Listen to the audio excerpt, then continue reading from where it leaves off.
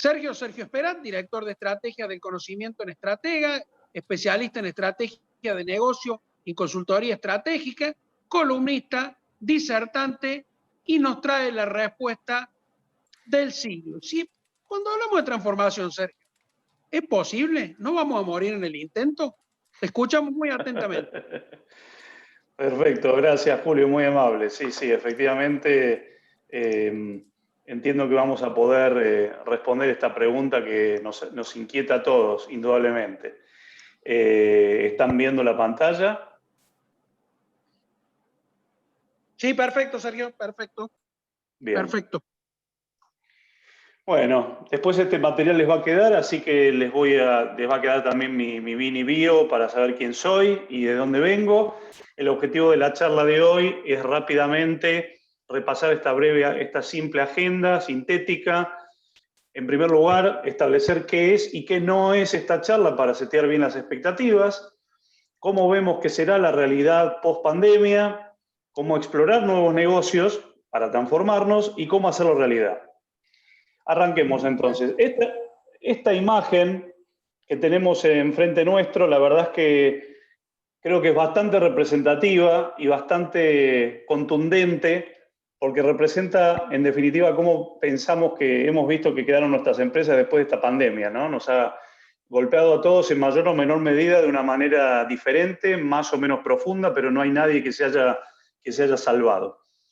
Y en este contexto de pandemia y ya con visas a empezar a superar esta primera fase más crítica, hablando de qué se trata, de qué se va a tratar esta charla, es importante tener en cuenta, como decía este famoso pintor del siglo XX, ¿no?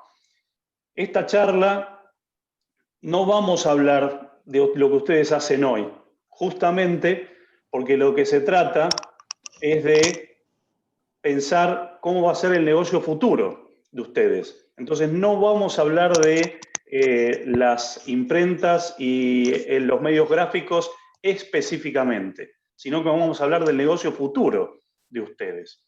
Entonces por eso me gustaría arrancar pensando, contándoles hacia dónde vemos que va la realidad post-pandemia en función del análisis de las tendencias más relevantes a nivel mundial. Entonces, vemos en realidad que también hay una transición, va a haber una transición relativamente rápida en los próximos años de una enorme cantidad de digamos, un concepto de propiedad de los vehículos, de ser el dueño de los vehículos, por ejemplo, en nuestras casas, en las compañías, a ser usuarios de servicios de movilidad. El concepto de propiedad empieza a desmembrarse. Después, indudablemente las energías fósiles ya sabemos que van en dirección de las energías renovables. Esto va a cambiar la forma en la que nuestras comunidades empiecen a percibir el consumo de distintos recursos, no solamente energéticos, sino también recursos renovables. Y por ende, obviamente, todo lo que tiene que ver con la economía industrial, las industrias pesadas de cualquier comunidad, de cualquier economía, se van a convertir en economías circulares que reciclen y reaprovechen todo el consumo energético que utilizan en sus propios procesos.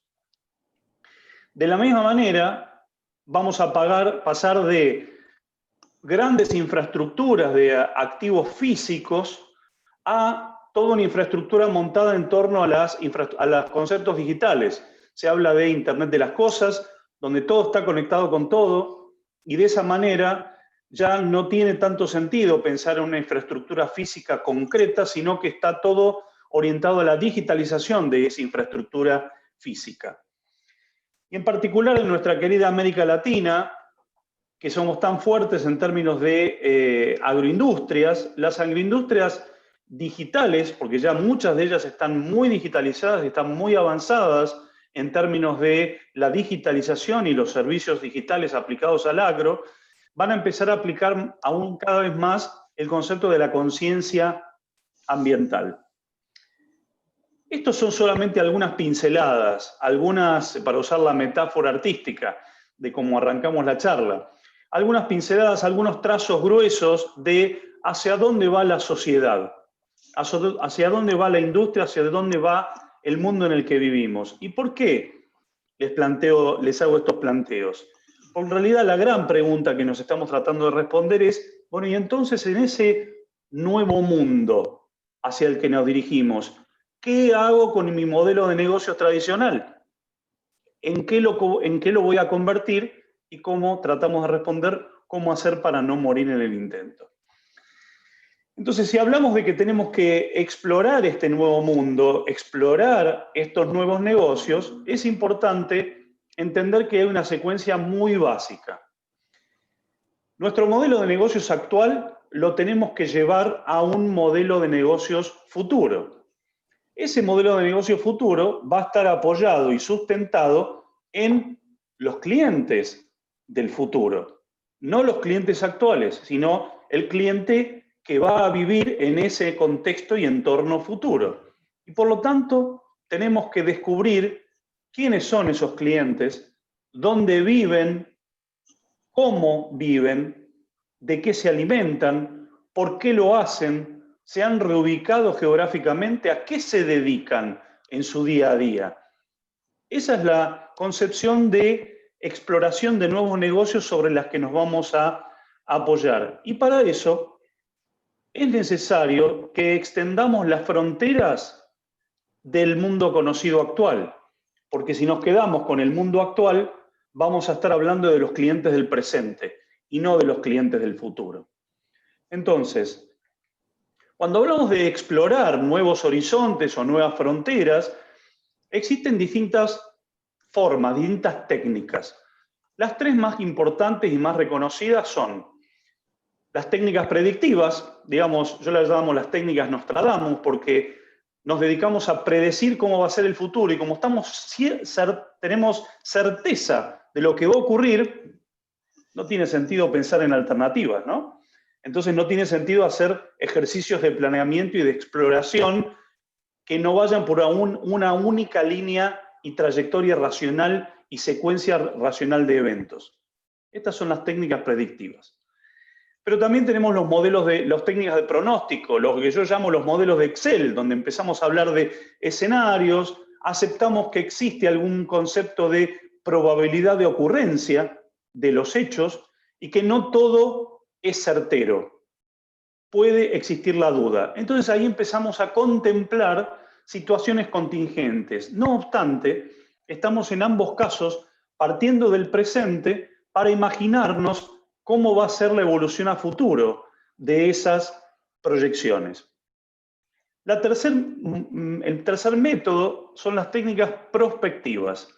En las técnicas prospectivas, yo dirijo como una especie de linterna que alumbra en forma de cono que se expande a medida que avanza el tiempo, apunta hacia el futuro para tratar de vislumbrar distintos tipos de futuros que van a tener distintos tipos de características y, por supuesto, probabilidad de ocurrencia. Nuevamente aparece el concepto de aceptar la duda. Pero ¿cuál es la diferencia? Que acá lo que tratamos es de imaginar escenarios futuros que no respondan a una proyección lineal del presente, como típicamente hacemos los ejercicios de proyecciones en Excel. Partimos de la situación actual, escenario base, y proyectamos a 12 meses, como mucho 24 o 36 meses. Más bien corto / mediano plazo. Muy bien.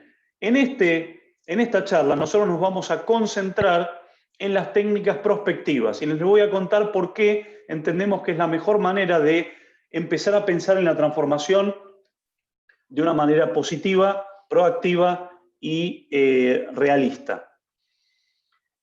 Y para eso vamos a abordar una serie de pasos. La estructura para aplicar estas técnicas son 5. Los pasos que vamos a ver son 5. El primer paso tiene que ver con desafiarnos a nosotros mismos.